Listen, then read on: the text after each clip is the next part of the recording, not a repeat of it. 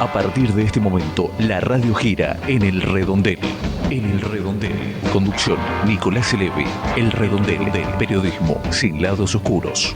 Hola, ¿qué tal? ¿Cómo va? Bienvenidas y bienvenidos a este nuevo encuentro, nuevo programa válido entre el 17 y el 24 de marzo de 2021. Estamos en este espacio que hemos dado en llamar El Redondel, periodismo sin lados oscuros. Como siempre vamos a repasar la actualidad de la Argentina y del mundo al hacernos algunas preguntas, pensar algunos temas que nos parecen importantes. Tendremos deportes con Eduardo Fredi, algo de música en la versión completa, versión podcast.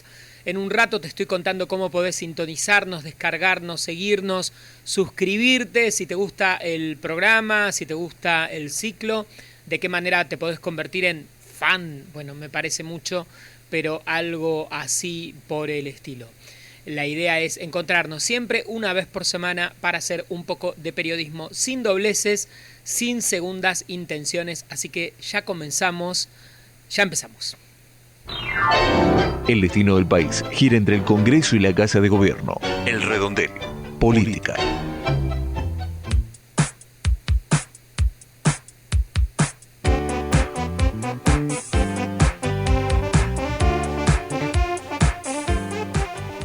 Estamos, sí, en el bloque de actualidad nacional, política y temas afines. Te quiero recordar que tenemos un blog, elredondel.wordpress.com. Allí está todo el programa, toda la data, todo lo necesario para seguirnos en redes sociales.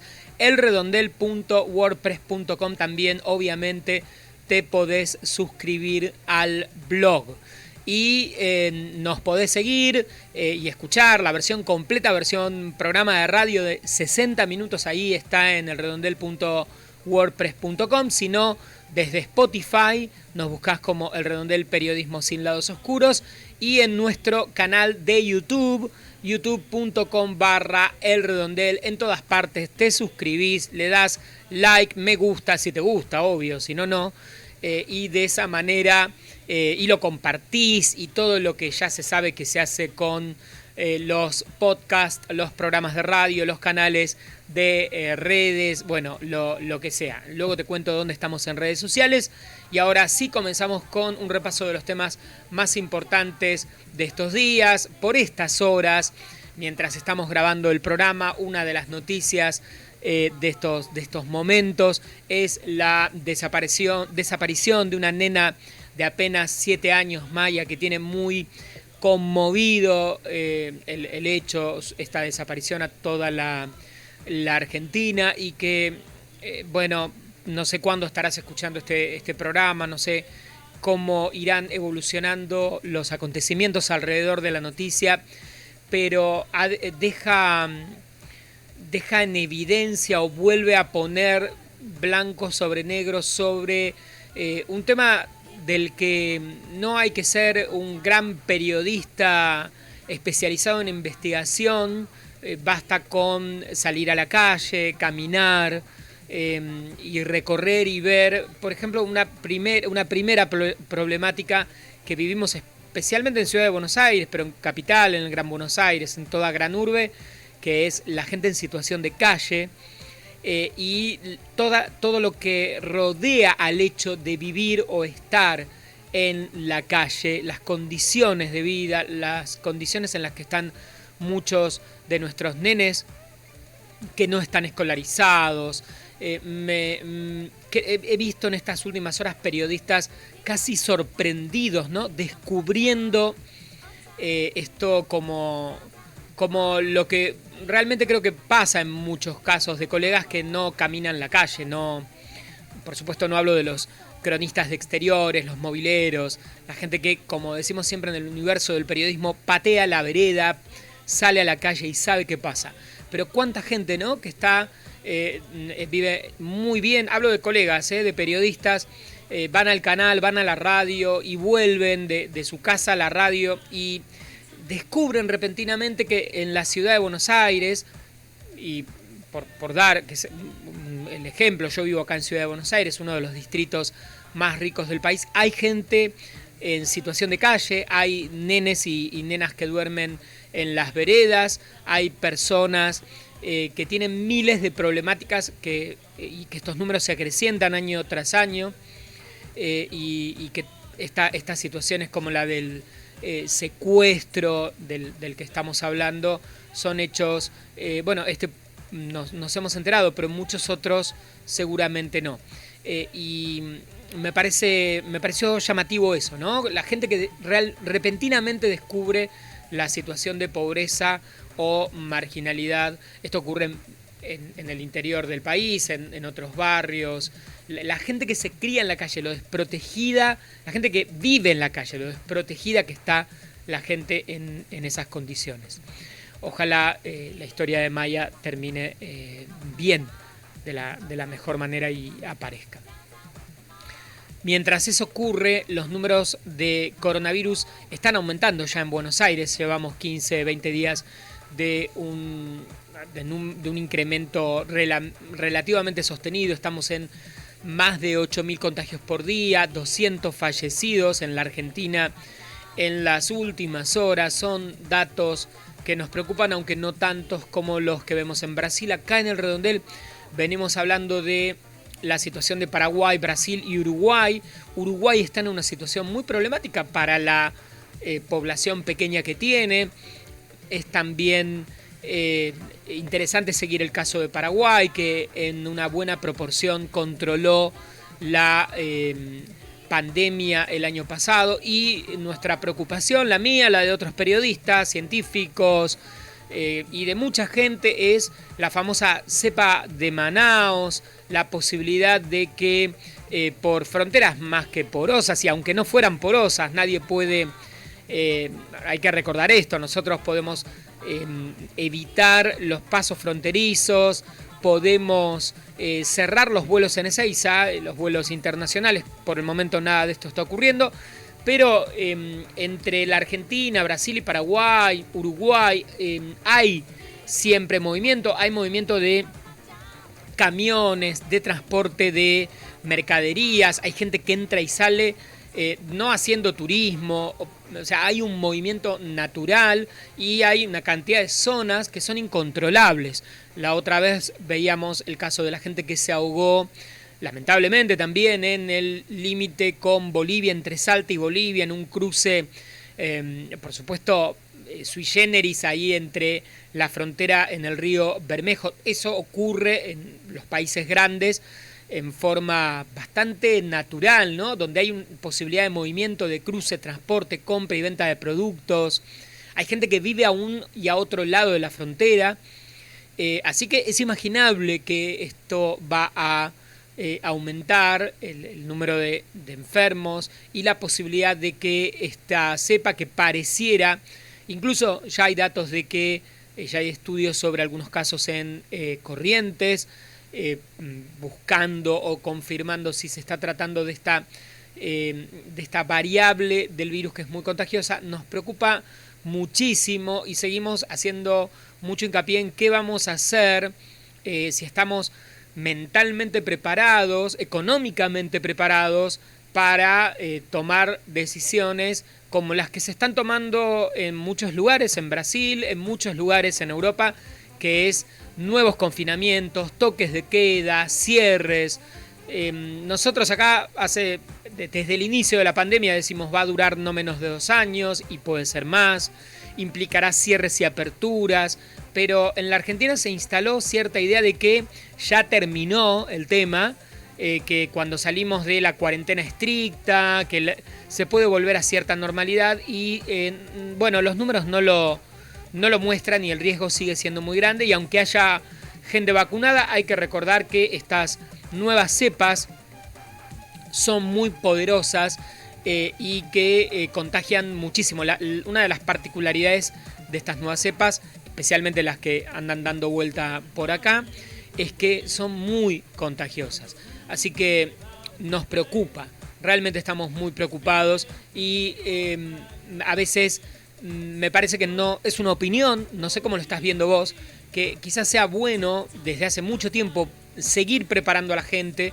Hay un discurso de funcionarios con algo así como, bueno, no podemos dar marcha atrás, pero cuidado con ese discurso porque quizás sí haya que dar marcha atrás.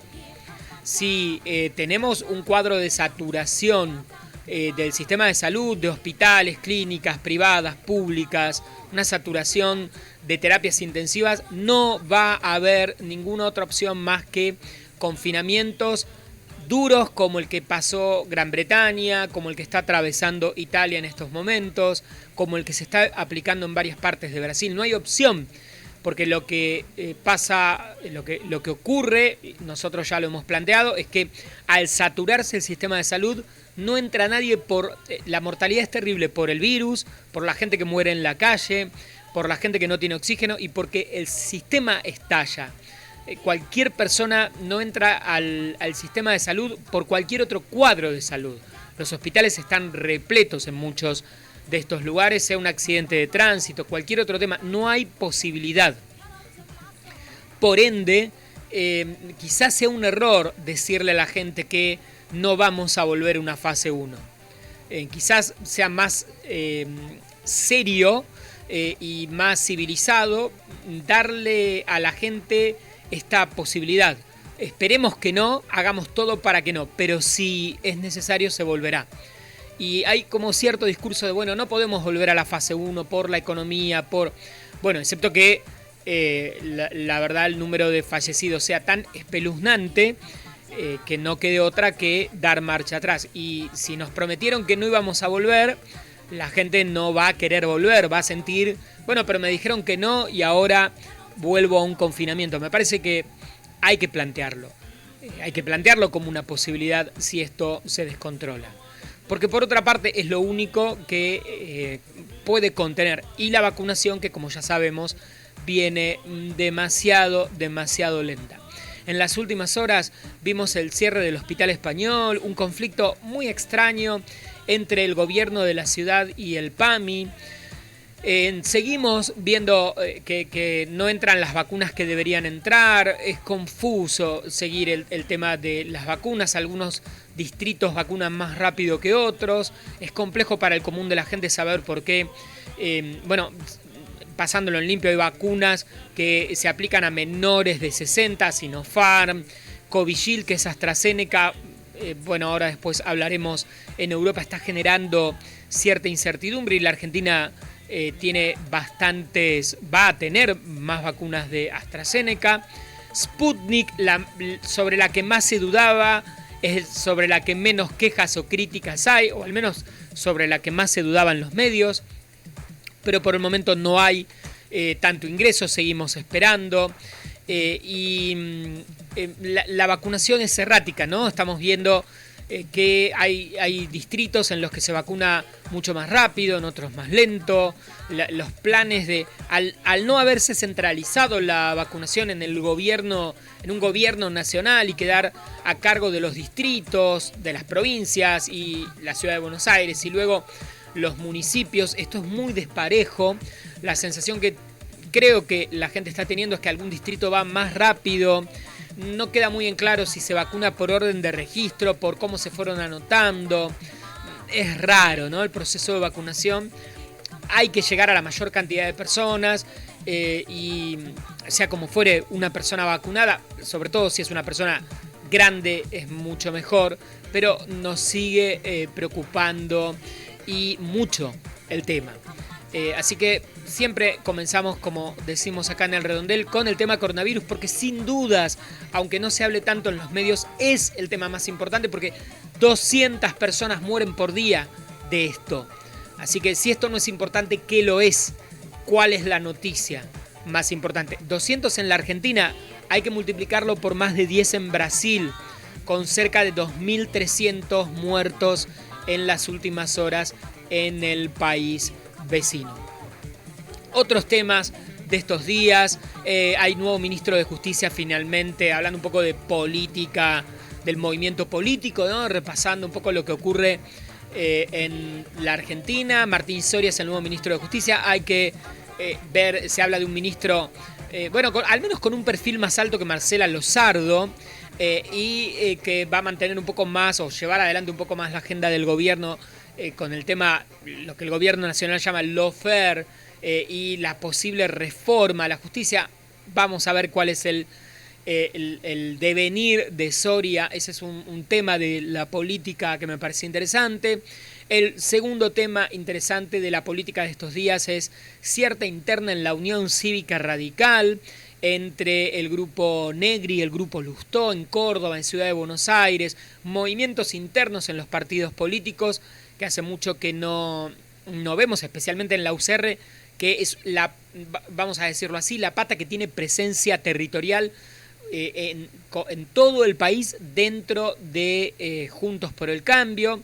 Así que es muy importante ver qué sector, hay un sector más dialoguista, a ver cómo decirlo, más cercano al macrismo tradicional y otro un poco menos, más cercano a Rodríguez Larreta, que sería Lustó por un lado, del otro lado Negri, más cercano al perfil Macri o Patricia Bullrich. Así que la interna de Juntos por el Cambio ahí se mueve, se empieza a mover en estas horas. Y Rodríguez Larreta, el jefe de gobierno de la Ciudad de Buenos Aires, que en estos días ha dado varias entrevistas muy seguidas, que ya empieza a perfilarse como posible candidato a la elección de medio término presidencial del año que viene. Vamos a ver cómo deviene, ¿no?, la figura pública de Rodríguez Larreta, Macri con el lanzamiento de su libro, Patricia Bullrich en una especie de gira nacional con el discurso más duro de Juntos por el Cambio,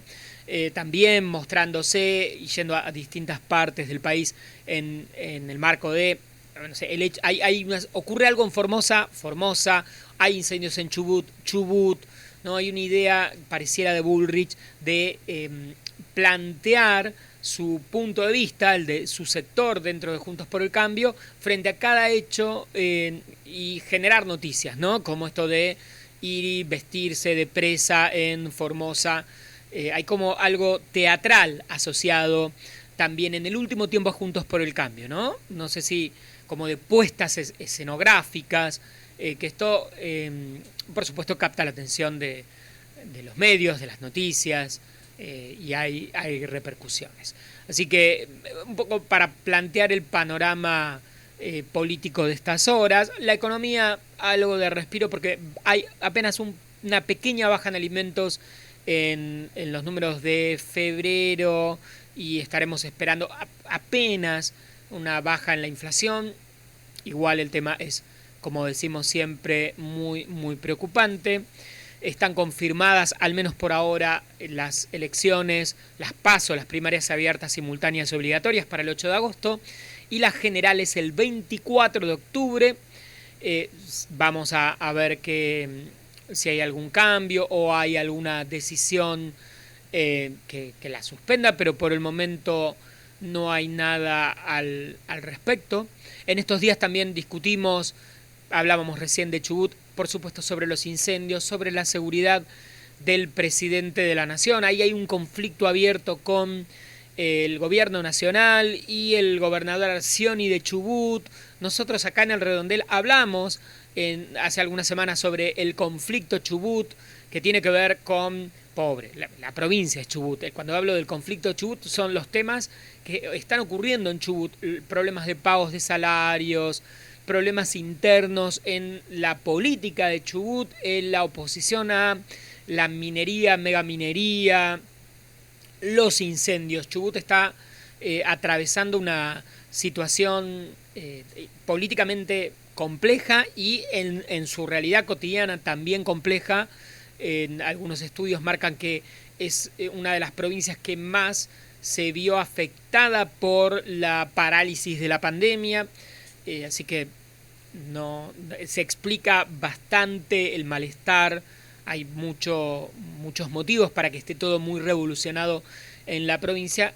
Eso no sé si tiene que ver con un tema del que se habla mucho, especialmente en la Argentina, que es cómo se cuida a los presidentes. El presidente, el anterior y todos los que vengan son presidentes del país y, pueden tener un perfil más cercano a la gente, menos cercano, pero es importante que estén cuidados, ¿no?, de que tengan un accidente, un atentado, una revuelta, algo. Luego es un problema peor, ¿no?, si eso ocurriera. Así que es un tema interesante para discutir siempre, la seguridad de los presidentes. Sin dudas acá, la de Alberto Fernández falló la última vez. Y una noticia que me pareció interesante de estas últimas horas, el secretario general de WATRE y el RENATRE el RENATRE es el organismo que controla el trabajo en el campo, WATRE es el sindicato que agremia a los trabajadores del campo. Detectaron 140 trabajadores en San Juan, en la zona de Sarmiento, provincia de San Juan, 140 personas que habían sido traídas desde el norte del país para la cosecha del olivo y estaban en condiciones de esclavitud infrahumanas, de explotación, incluso con nenes de 11 años. Y siempre que aparece alguna de estas noticias de gente que es obligada o que se la trae para trabajar en el campo y se la aísla, encierra, come en el mismo lugar en el que trabaja y duerme y no puede salir y está mal paga y no tiene cómo alimentarse. Bueno, siempre trato de hablar de estos temas porque me parece que es central para entender los problemas de la esclavitud en la Argentina, que aunque estamos en pleno siglo XXI todavía ocurre. Seguimos girando el redondel. Se comenta, trasciende, se rumorea, se deja escuchar. Lo que se dice por fuera del redondel. Internacionales.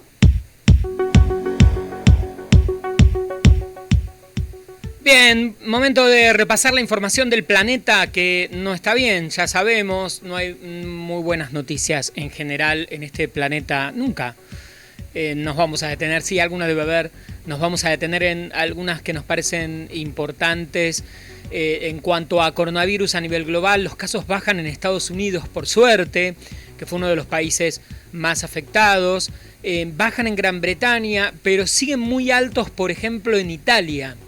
Y hay confinamiento nuevamente en buena parte de la península, así que el tema Italia sigue preocupando. Veníamos diciendo en los últimos episodios, programas, que es muy extraño la manera en que se comporta el virus, porque, bueno, igualmente también son diferentes las medidas que se aplican en varios países, ¿no? Gran Bretaña tuvo un confinamiento, cuarentena muy, muy estricta desde antes de Navidad, incluso casi todo diciembre, enero, febrero, y finalmente entre eso y la vacunación logró que los casos cayeran. No es la misma situación en España, aunque está un poco más controlado, e Italia tampoco hizo un confinamiento muy serio, muy profundo. Los casos están altos y ahora cierra. En Estados Unidos, la salida del invierno, la llegada de la primavera y también la vacunación marca, por suerte, una salida un poco de aire para los habitantes en los Estados Unidos.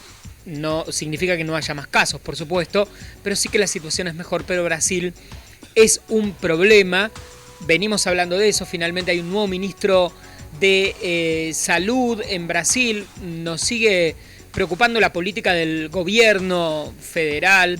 En Paraguay ya hablábamos hace algunos días de la situación compleja, pero el panorama, hay que decirlo, también es complicado en otras partes. Por ejemplo, en Chile, que hay un número de vacunados altos y sin embargo, también, aun cuando Chile ha logrado vacunar casi en forma masiva a la población, hay un número muy muy alto de vacunados, la situación sigue siendo problemática, sigue siendo grave cuando vemos el número de contagios y también cuando le empezamos a prestar atención a que hay, por ejemplo, incluso toques de quedas o cierres parciales los fines de semana en la zona de Santiago. O sea que aún con vacunación, si uno mira, los números son preocupantes.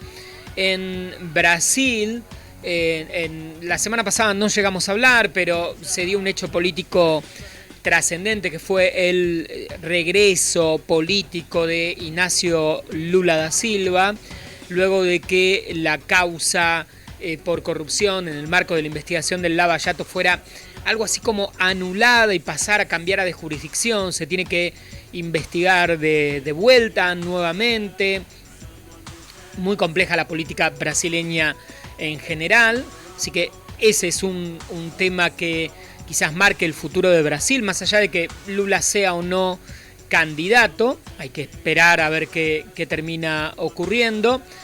Bolsonaro, los números de desaprobación de la gestión, especialmente por la pandemia, son muy altos, y el de los gobernadores, que son en general los que se han puesto al hombro las decisiones para tratar de contener la situación, son muy... la aprobación es muy buena. O sea, los gobernadores de los estados en los que se los ve moverse, crece esa imagen positiva, y la de Bolsonaro baja y se queda con ese núcleo duro. Un caso que les recomiendo seguir es el de Felipe Nieto. Felipe Nieto es un influencer brasileño, un pibe joven que tiene millones de seguidores en redes sociales y que ya en tiempos de Lula se volvió una especie de acérrimo opositor del PT, y que lo criticó en algún punto a Dilma Rousseff, a Lula, y luego siguió criticando a Bolsonaro, especialmente cuando aparece el problema de la pandemia, y ahora está denunciado con una causa penal porque trató de genocida a Bolsonaro. Hay que decir que hay denuncias en el exterior, denuncias de cierto peso ante organismos internacionales por genocidio contra Bolsonaro por la inacción frente al tema al tema pandemia. El primer tema es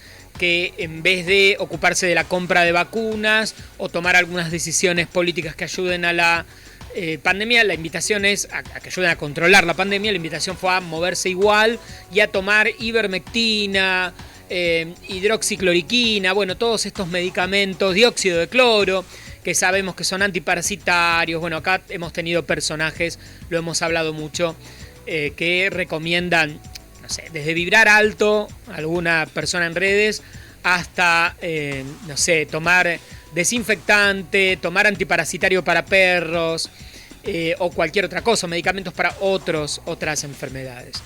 Así que es uno de los temas de estos días. Y un tema internacional que acá, quizás en el marco también de la pandemia, ha pasado un poco desapercibido en estas horas, son las manifestaciones que están ocurriendo en Londres por el asesinato de Sarah Everard. Pasó el pasado 3 de marzo. Una mujer de 30 y pico de años que volvía de cenar con una amiga y fue asaltada, digamos, secuestrada en la calle, la asesinaron. Hay un detenido, es un policía. Hubo manifestaciones fundamentalmente del colectivo de mujeres allá en Londres, en el centro de Londres, y en la primera de las manifestaciones hubo incidentes con la policía. La policía reprimió la manifestación, nada muy raro que no hayamos visto a lo largo de la historia de la humanidad. Y a partir de acá se están repitiendo estas marchas y estas manifestaciones en Londres por este caso de violencia de género, claramente.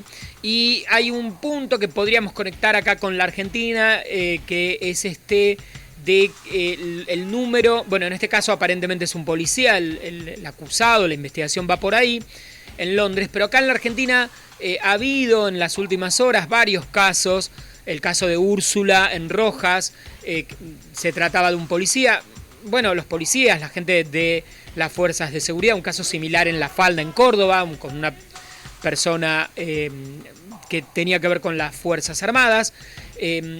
Todos sabemos, bueno, la gente de seguridad de las Fuerzas Armadas tiene la potestad del uso de armas, y en muchos casos, son muchos los casos de proporción importante de casos de violencia de género en los que están involucrados personas que hasta con sus propias armas oficiales asesinan a sus parejas.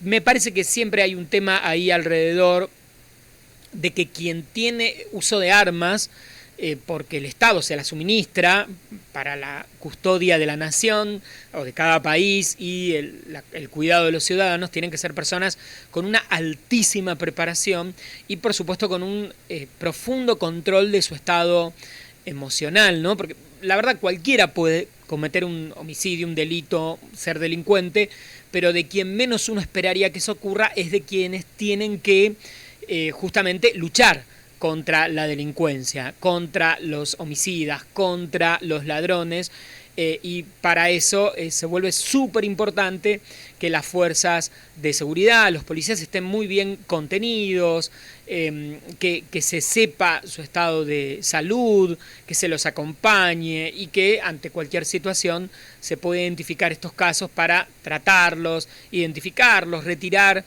el uso del arma, ¿no? En muchos casos. Hay muchos casos de violencia de género aquí en la Argentina que han tenido que ver también con eso. Me parece que es un tema que bien vale la pena discutir.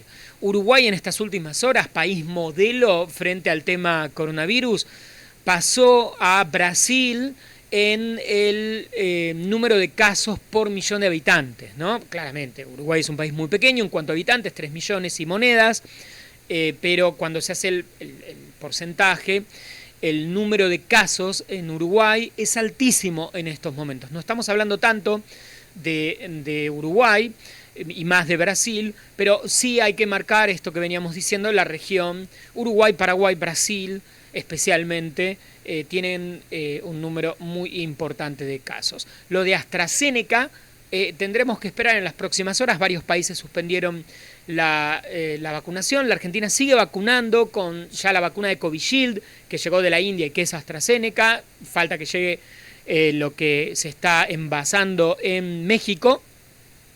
Y nos sigue, hay cierta preocupación por casos de trombosis, de coágulos en sangre, y ahí se está estudiando en qué porcentaje se da en la población común esto y cuántos en población recientemente vacunada con AstraZeneca y si hay alguna relación.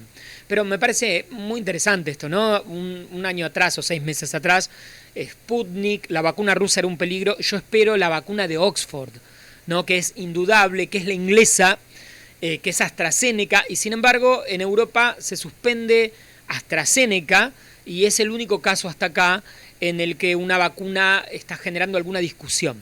Más allá de que hay siempre una interna, ¿no? Hay que recordar que AstraZeneca es la vacuna más económica y que Pfizer, Moderna, Johnson son vacunas muy caras y que por supuesto hay un gran lobby en las farmacéuticas porque, bueno, no le compren AstraZeneca, cómprennos a nosotros.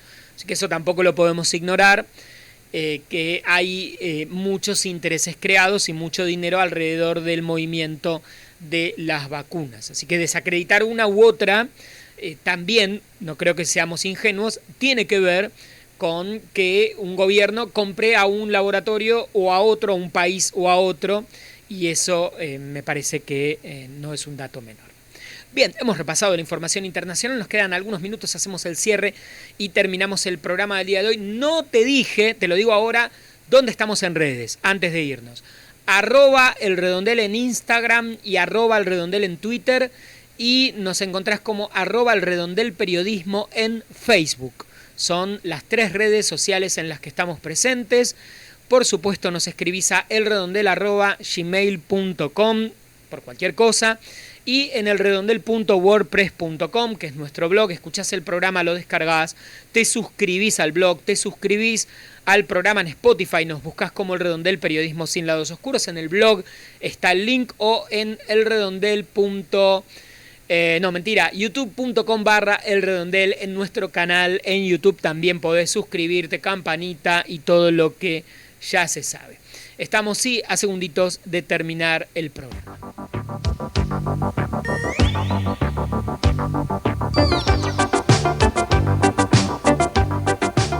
Bien, ya estamos terminando este nuevo encuentro, nuevo programa de El Redondel, válido entre el 17 y el 24 de marzo de 2021. Este año del que esperamos todo y también esperamos que no nos defraude. Como siempre, quiero agradecer a toda la gente que sigue, comparte, escucha, descarga, se suscribe a El Redondel. que nos sigue en las redes, que acabamos de contarte hace algunos minutos dónde encontrarnos. A la gente que me sigue a mí en las redes en @Nelevi, Nele, B larga y latina. Obvio, mi nombre es Nicolás Elevi, si no te lo dije antes o si no te lo memorizaste todavía.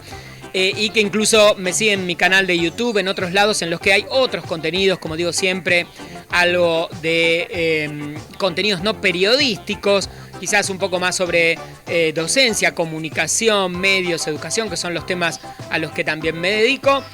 Así que gracias a toda la gente que de una u otra manera está ahí, está del otro lado, está en las redes, está compartiendo, descargando, siguiendo este humilde pero potente espacio, programa de radio, podcast, programa de YouTube, canal, no sé, es muchas cosas al mismo tiempo. Como digo siempre, la idea es hacer un periodismo que no tenga lados extraños, sin condicionantes, honesto, sin información, sin fake news, sin información falsa, deteniéndonos en algunos de los temas que nos importan, pensándolos en voz alta, reflexionándolos, haciendo más preguntas que respuestas. Este es un poco el espíritu de El Redondel desde hace mucho tiempo, ¿no? Tratar de pensar el periodismo desde otro lado o desde el lado que nos parece que es el mejor, que es el periodismo que en vez de prometer soluciones, planteamos algunos temas que nos parecen interesantes,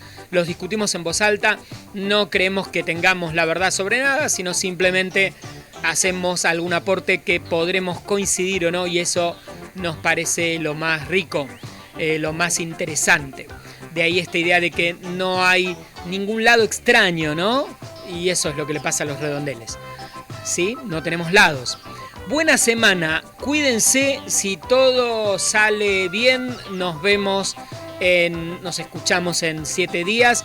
Sigan cuidándose del tema coronavirus, que ahora viene el invierno, el fresco, el otoño. Y nos estamos volviendo a ver en 7 días en las redes, en los canales de siempre. Besis.